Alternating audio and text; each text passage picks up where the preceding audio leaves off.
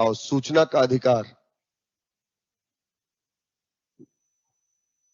सूचना का अधिकार अधिनियम 2005, राइट टू इंफॉर्मेशन एक्ट 2005, सूचना का अधिकार अधिनियम 2005, ठीक है। आरटीआई एक्ट है 2005। देखें, सबसे पहले तो इसका परिचय देखते हैं, इंट्रोडक्शन, ठीक। और परिचय में सबसे पहले देखते हैं कि आखिर सूचना का अधिकार कानून है क्या, ठीक है ना। तो ध्यान दें कि संविधान का अनुच्छेद 19(1)(a), ठीक है, संविधान का अनुच्छेद 19(1)(a) विचार एवं अभिव्यक्ति की स्वतंत्रता देता है, ठीक है। Article 19(1)(a), article 19(1)(a provides freedom of thought and its expression, provides freedom of thought and its expression, विचार एवं अभिव्यक्ति की स्वतंत्रता देता है। इसके अंतर्गत जहां एक और हेलो प्रत्येक नागरिक हेलो अपने विचारों को, हेलो कौन बोल रहा है? सर, रायपुर से बोल रहे हूँ। बोलो ना, मैं बिलासपुर से सुन रहा हूँ। सर, ये उपभोक्ता संरक्षण अधिनियम जो 1986 पढ़े हैं, उसका विशेषता और निष्कर्ष बचा है सर।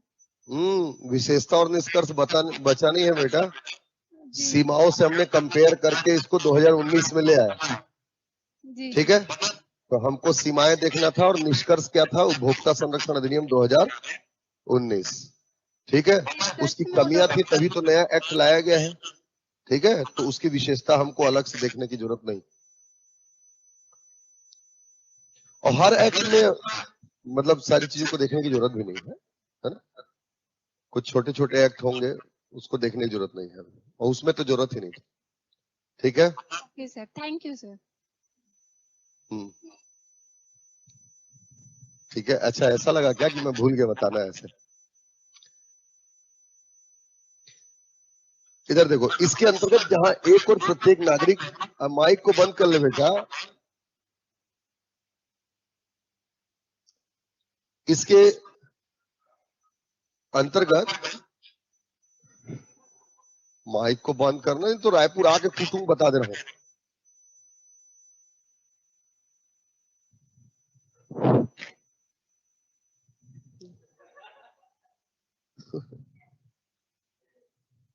इसके अंतर्गत,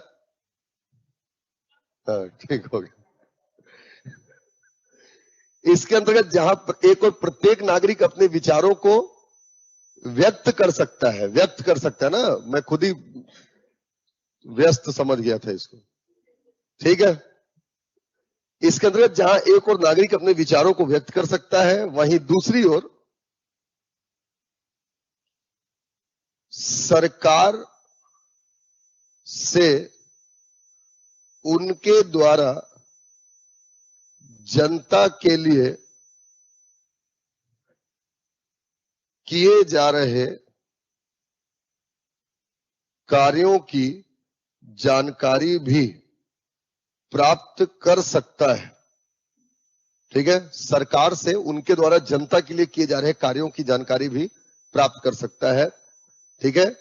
it empowers every citizen of India, it empowers every citizen of India to express their thoughts freely, to express their thoughts freely, and to acquire the information about, and to acquire the information about the functioning of the government. इसके अंतर्गत जहां एक और प्रत्येक नागरिक अपने विचारों को व्यक्त कर सकता है, वहीं दूसरी ओर सरकार से उस जनता के लिए जो कार्यवाही की जा रही है उसकी जानकारी भी ले सकता है। है? मारूंगा 10 जाएगी थी।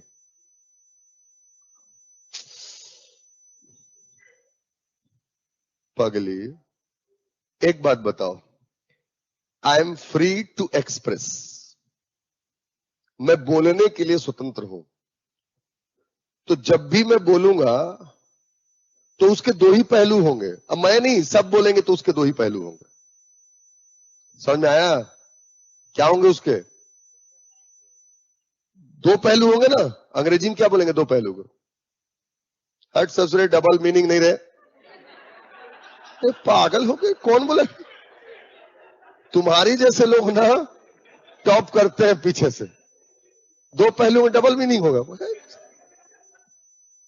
दो एस्पेक्ट होंगे उसके। समझ में आया? Double meaning. तो जब भी हम कोई बात बोलेंगे तो उसके दो ही पहलू होते। एक, या तो हम बोलते हैं, अपने बारे में बताते हैं, या सामने वाले से उसके बारे में पूछते हैं। आप पूरी चर्चा कर लो, किसी से भी बात कर लो, आफ्टर ऑल अगर आप उसको क्लासिफाई करोगे तो आपने या तो अपने बारे में बताया होगा, किसी के बारे में बताया होगा, या किसी के बारे में, अपने बारे में या उसके बारे में पूछा होगा। यही होता है। और अगर हम बोलने के लिए स्वतंत्र है ना, फ्रीडम फॉर एक्सप्रेशन है, तो इसमें हम अपने बारे में बता भी सकते हैं और सामने वाले के बारे में पूछ भी सकते हैं। तो वही तो कहा, इसके दो पहलू हैं, जहां हम एक और अपने विचारों को उन्मुक्त अभिव्यक्त कर सकते हैं, वही दूसरी ओर सरकार से उसकी की गई कार्यों की जानकारी भी ले सकते हैं। समझ में आया? अब अगला लाइन तो और खतरनाक है, फिर पूछोगे। यही लोकतंत्र की बुनियाद है। कौन समझा देगा इस लाइन को? बताओ मैंने क्यों लिखा है। यही लोकतंत्र की बुनियाद है। It is a foundation of the democracy. हाँ,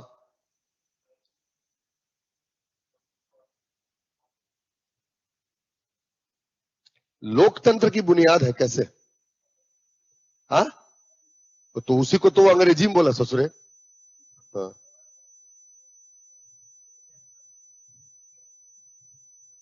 actual democracy is a participation of the peoples in administration. लोकतंत्र और गणतंत्र में बेसिक डिफरेंस है।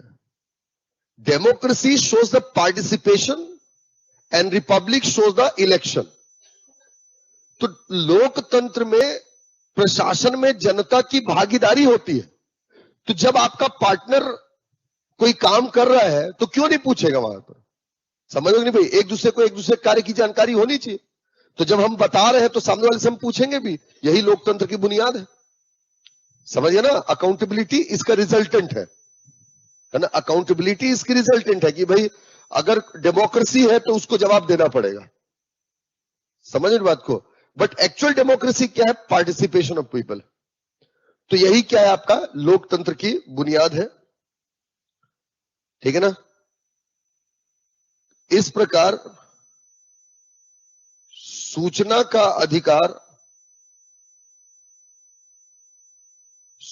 अधिकार कानून वर्ष 2005 में अधिनियमित किया गया।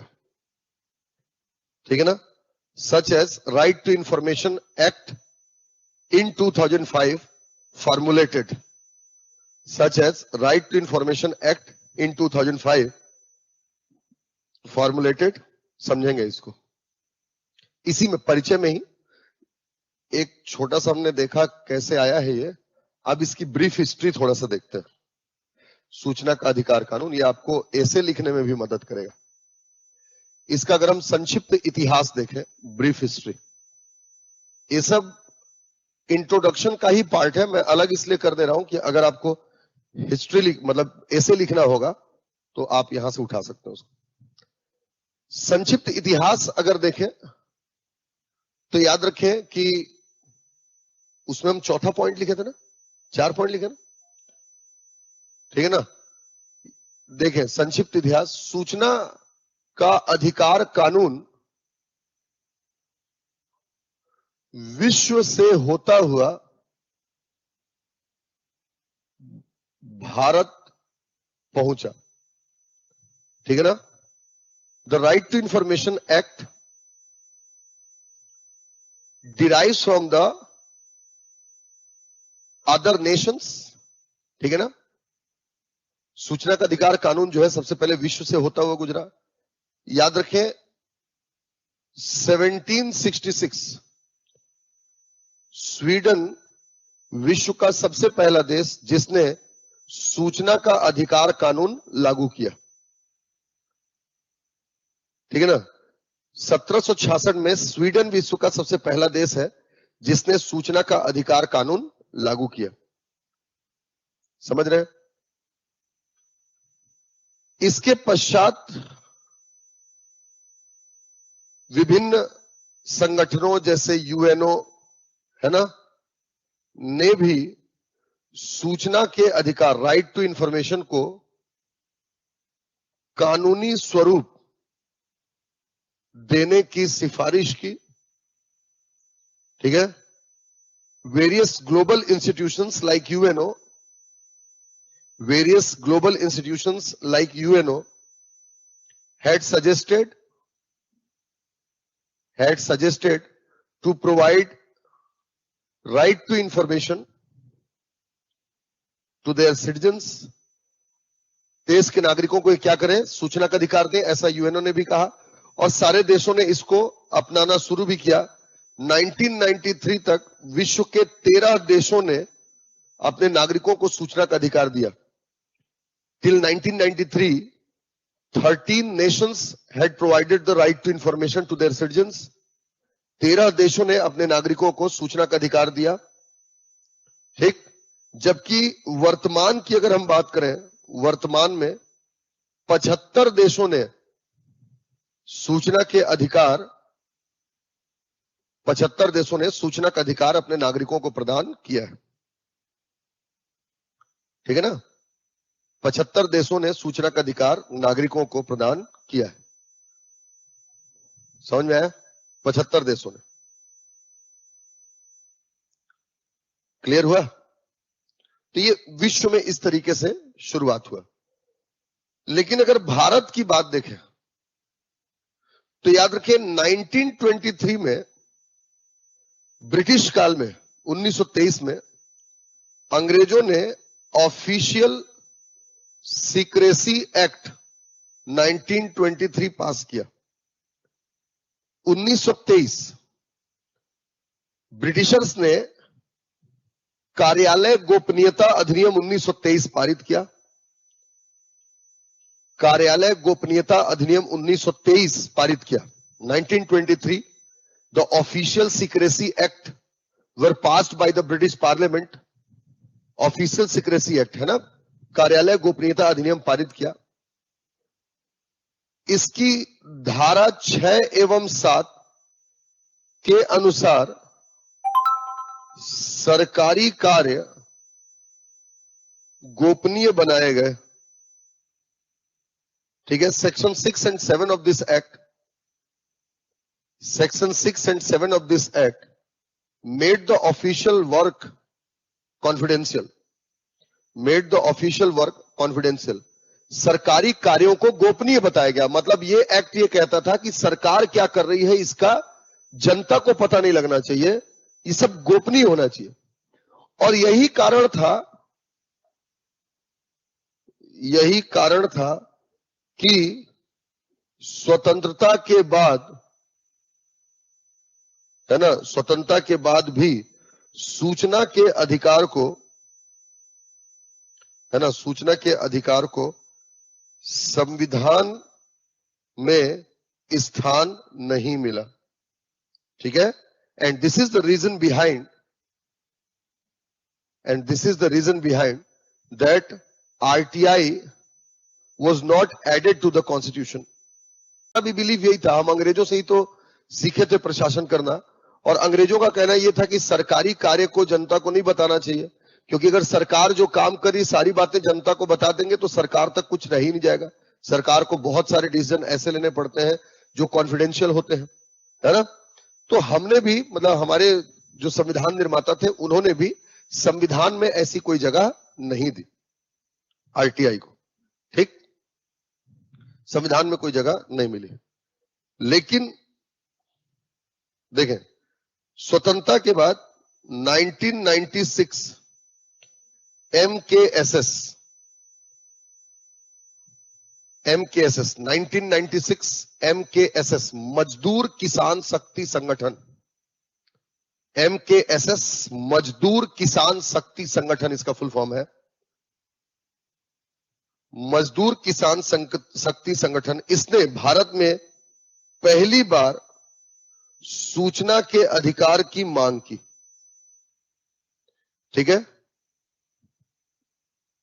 MKSS 1996 MKSS had demanded the RTI for very first time in India। स्वतंत्रता के बाद 1996 में मजदूर किसान शक्ति संगठन ने भारत में पहली बार RTI की मांग की। ये और इसने RTI की मांग कहां पर की? देखें, मजदूर किसान शक्ति संगठन है।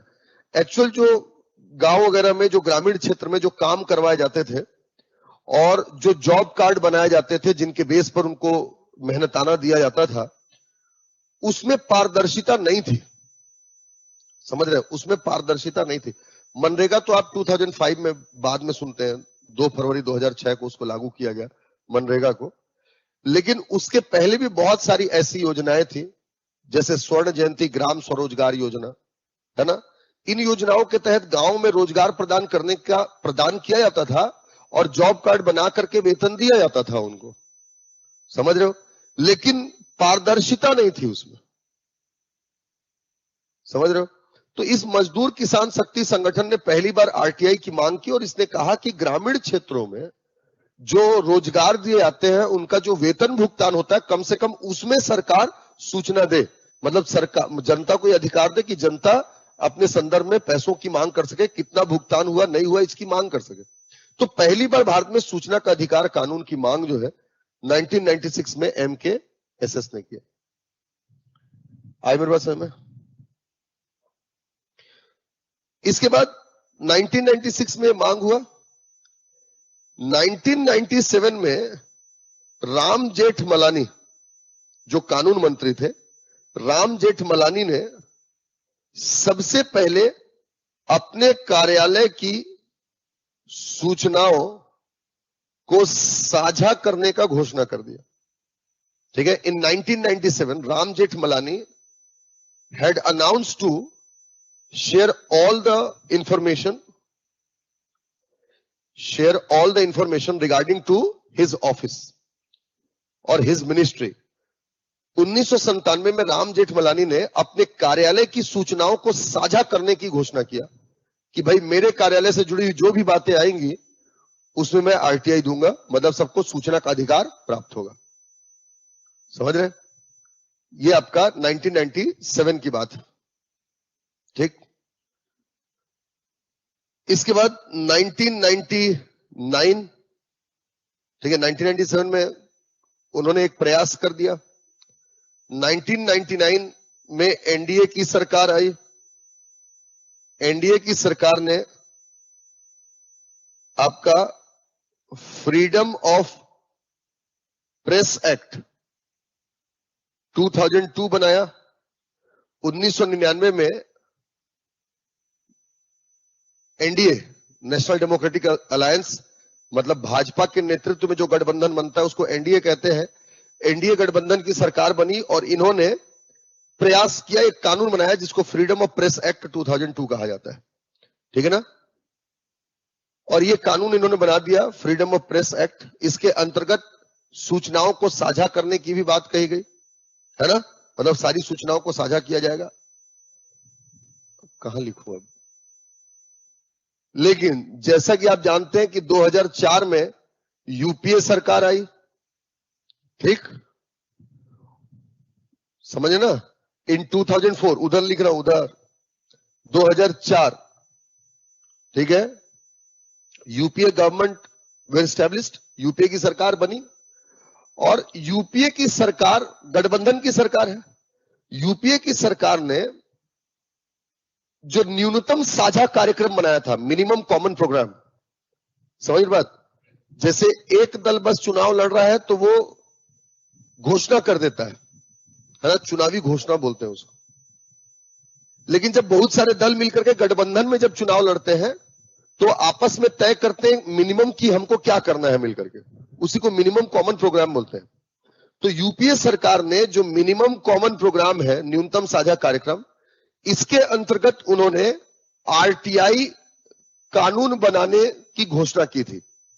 ठीक है, in 2004 the UPA government were established, ठीक है, and they had announced in their minimum common program to formulate the RTI.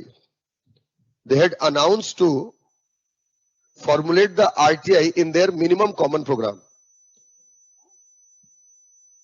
ठीक है, इन्होंने RTI बनाने की घोषणा की। अब जैसे इन्होंने घोषणा की थी, इसीलिए 2004 में ही RTI कानून बनना चाहिए नहीं बनना चाहिए, इसके लिए आपका नेशनल एडवाइजरी कमेटी की स्थापना हुई। ठीक है, नेशनल एडवाइजरी कमेटी, राष्ट्रीय सलाहकार समिति की स्थापना हुई इस बात की सिफारिश करने के लिए कि आरटीआई लागू करना चाहिए या आरटीआई के लिए कैसा कानून लाना चाहिए, इसकी सिफारिश की गई। समझ बात? 2004 में ही राष्ट्रीय सलाहकार समिति, नेशनल एडवाइजरी काउंसिल या कमेटी की स्थापना की गई सिफारिश करने के लिए कि सरकार को आरटीआई बनाना चाहिए नहीं बनाना चाहिए, बनाना चाहिए तो कैसे बनाना चाहिए, तो आरटीआई के लिए ये बनाएंगे। ठीक है, इसके बाद 14 अगस्त 2004 को एनएसी ने आरटीआई बनाने की सिफारिश की। ठीक है, नेशनल एडवाइजरी काउंसिल और committee had suggested to formulate the RTI. समझ आया? अरे समझ रहे हो क्या? हाँ, एनएससी ने कह दिया कि बनाना चाहिए सरकार को आरटीआई। ठीक, अब जब बनाना चाहिए तो बनाना चाहिए, लेकिन कैसे? लोकसभा राज्यसभा से पास होगा तब तो। ठीक है ना, बनाने की सिफारिश कर दी। इसके बाद से देखें, 11 मई 2005 लोकसभा से, 12 मई 2005 राज्यसभा से और 15 मई 2005 राष्ट्रपति के हस्ताक्षर। 11 मई 2005 को लोकसभा से पारित हुआ प्रस्ताव, विधेयक जो है 12 मई 2005 को राज्यसभा से पारित हुआ और 15 मई 2005 को राष्ट्रपति ने इस पर हस्ताक्षर कर दिया। और हस्ताक्षर करते ही ये क्या बन गया आपका? राइट टू इंफॉर्मेशन एक्ट 2005 बन गया। ठीक, और इसे 12 अक्टूबर 2005 से लागू किया गया। And it were implemented by 12th of October 2005। 12 अक्टूबर 2005 को आरटीआई लागू कर दिया गया। ठीक है, इसमें कुल 6 अध्याय और 31 धाराएं हैं। It consist of 6 chapters and 31 sections. इसमें कुल 6 अध्याय और 31 धाराएं।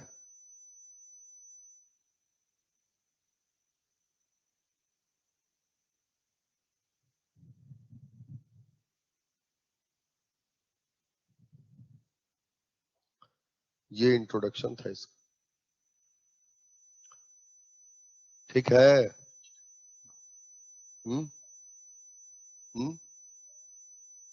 हाँ,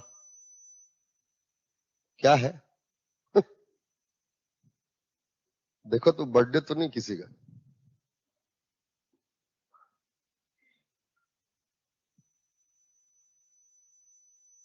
अब ये हो गया परिचय। परिचय के बाद क्या देखेंगे बाबू, बताओ तो? है? है? आधा तुम लोग को कॉन्फिडेंस नहीं रहता है, मालूम? क्या पढ़ेंगे अपन, याद नहीं रहता है, खो गए रहते हो, है ना? तो अब हम देखेंगे परिचय के बाद परिभाषा। प्यारे बच्चों इधर देखो, राकेश किसका फोन आ गया? भूल गए थे? किसी खास का आ जाएगा इसलिए। सब होशियार हो बेटा। ठीक, तो क्या देखना है अब? परिभाषा, डेफिनेशंस। ठीक है, देखो तो परिभाषा क्या करोगे देख करके, लेकिन देख लो। एक परिभाषा आपको देखना है समुचित सरकार की, अंग्रेजी नहीं बताऊंगा। इंग्लिश सुनने वाले हाथ खड़े करो। बस अल्पसंख्यक हो तुम लोग, हैं? रहन दो, बहुसंख्यकों की बात सुनी जाएगी। हाँ, प्रोटेक्शन तो मिल रहा है। राइट टू इंफॉर्मेशन, काय का राइट टू इंफॉर्मेशन? इधर देखो, अभी पढ़े नहीं हो, किस धारा के तहत मांग सकते हो। चल देखो, समुचित सरकार, एप्रोप्रिएट गवर्नमेंट। ठीक है, समुचित सरकार की परिभाषा देखनी है। ठीक है, उसके बाद से सक्षम प्राधिकारी, कॉम्पिटेंट अथॉरिटी, सक्षम प्राधिकारी की परिभाषा देखनी पड़ेगी। ठीक,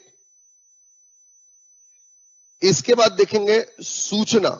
सूचना क्या होता है? इंफॉर्मेशन। ठीक है, सूचना। इसके बाद सूचना के बाद देखना है अपने को सूचना का अधिकार, राइट टू इंफॉर्मेशन।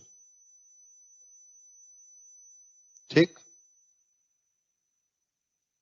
और एक देखना है अपने को लोक प्राधिकारी, पब्लिक अथॉरिटी। इतनी परिभाषाएं देखना जरूरी है।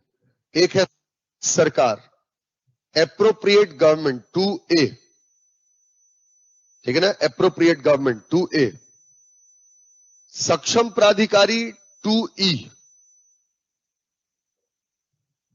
ठीक है ना, सूचना 2F,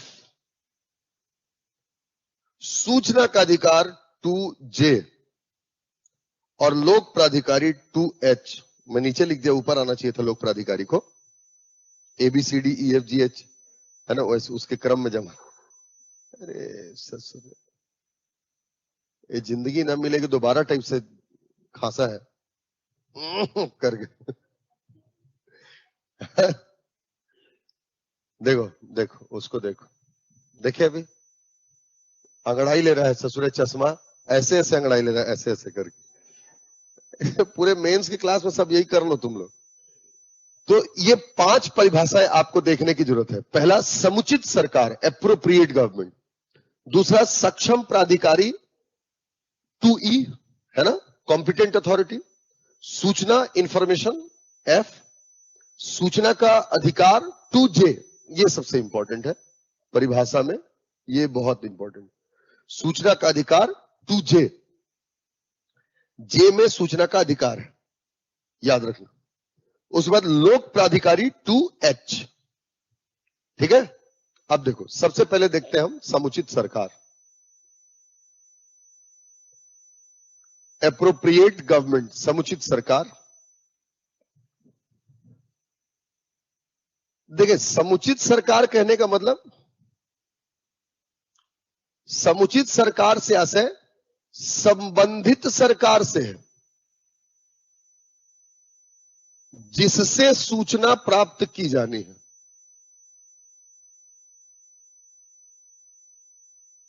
ठीक है, appropriate government means the concerning government, appropriate government means the concerning government from which the information has to be obtained। जिस सरकार से आपको सूचना चाहिए वही समुचित सरकार। ठीक है, जैसे केंद्र के मामले में कौन होगी? केंद्र सरकार, एवं राज्य के मामले में राज्य सरकार। ठीक है, केंद्र के मामले में केंद्र सरकार, राज्य के मामले में राज्य सरकार। ठीक है, union government for in union matters, state government in state matters. मतलब केंद्र सरकार की किसी संस्था से आपको अगर सूचना चाहिए तो केंद्र सरकार वहां समुचित सरकार होगी। राज्य के किसी संस्था से आपको कोई सूचना चाहिए तो राज्य की संस्था के लिए राज्य सरकार समुचित सरकार होगी। समझ रहे? याद रखें, सूचना प्रदान करने का अंतिम दायित्व समुचित सरकार का है। The ultimate responsibility of providing information lies on the appropriate government. सूचना प्राप्त करने का अंतिम दायित्व सरकार का होगा, समुचित सरकार का। मतलब फाइनली अगर आपको कोई संस्था सूचना नहीं दे रही है तो दायित्व सरकार का होगा कि आपको सूचना दिलवाए। समझ रहे? तो दायित्व जो है आपका सरकार का होगा, और ये परिभाषा 2A में बताई गई, सेक्शन 2A। समझ में आ रहा है?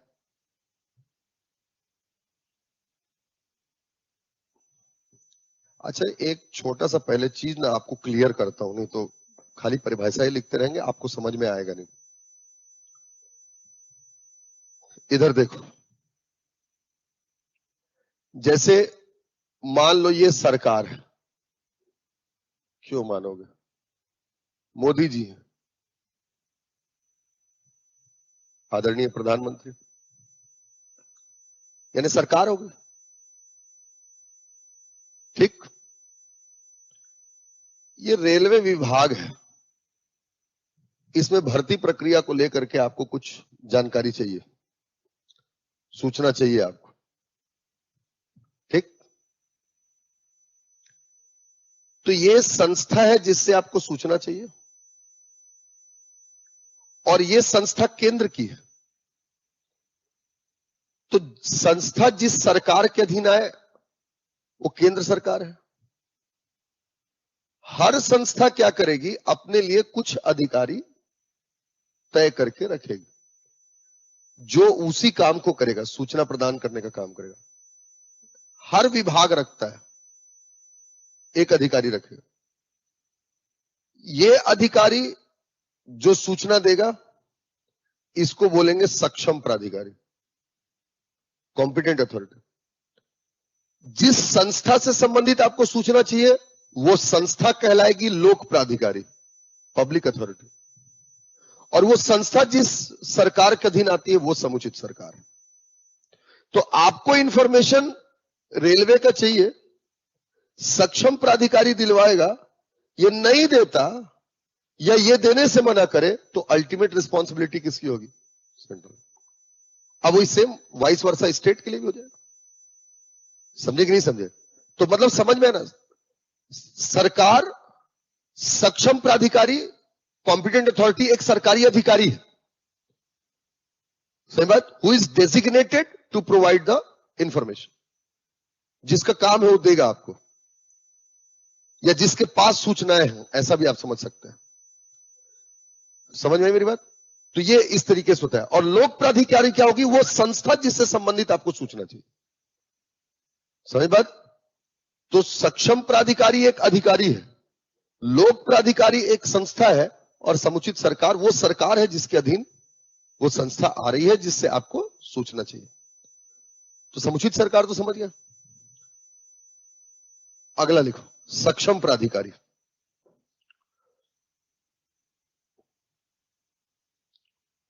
कॉम्पिटेंट अथॉरिटी, ठीक है ना? सक्षम प्राधिकारी वह अधिकारी है जिसके पास सूचनाएं होती हैं, ठीक है? The authority who had the information. अच्छा, एक बात बताओ बेटा, जैसे आपको पीएससी की कॉपी अपनी निकलवानी है, मेंस की, आपने आरटीआई लगाया, तो समुचित सरकार कौन होगी, लोक प्राधिकारी कौन होगा, और सक्षम प्राधिकारी कौन होगा? बताओ। आयोग का अध्यक्ष संवैधानिक रूप से, सक्षम प्राधिकारी। आयोग क्या हुआ? लोक प्राधिकारी। आयोग लोक प्राधिकारी होगी संस्था, और समुचित सरकार कौन होगी? राज्य सरकार। समझिए ना मतलब? हाँ, वही उसी चीज को बता रहा हूं। और जो सक्षम प्राधिकारी है उसी के पास आपकी सूचना है, क्योंकि वो डेजिग्नेटेड है आपको वो देने के लिए। तो वह अधिकारी है जिसके पास सूचनाएं होती। कौन कौन आते हैं इसमें, इसको देखें। इसके अंतर्गत अब समझना बेटा, नंबर 1, इसके अंतर्गत लोकसभा की बात करें तो स्पीकर आएगा। लोकसभा लोक प्राधिकारी हो गया और स्पीकर उसका क्या हो गया, सक्षम प्राधिकारी। लोकसभा और विधानसभा के मामले में स्पीकर, राज्यसभा और विधान परिषद के मामले में सभापति, चेयरपर्सन।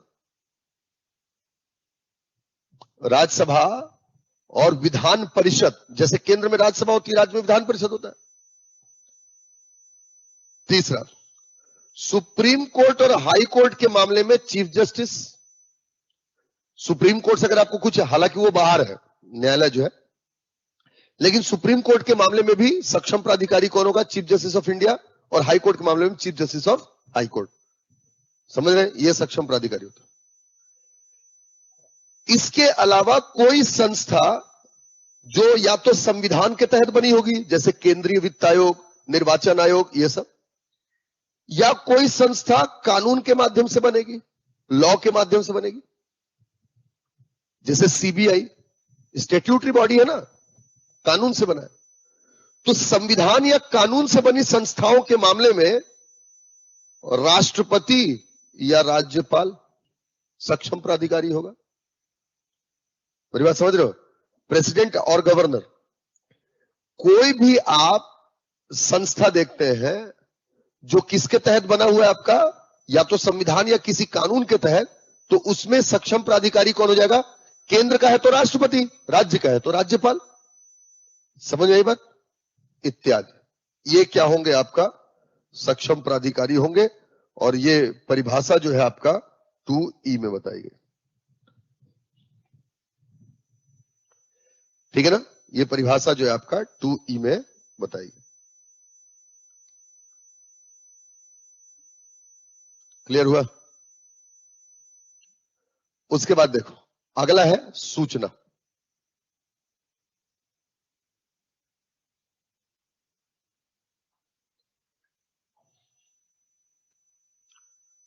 सूचना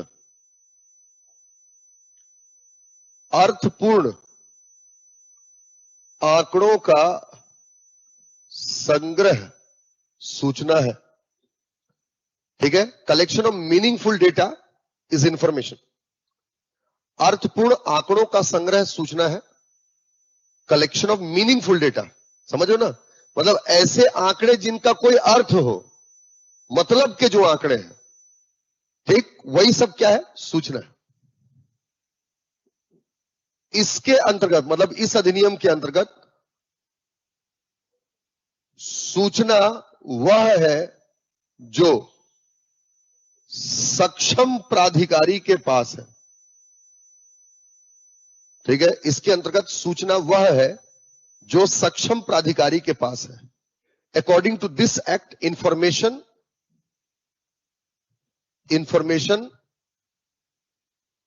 is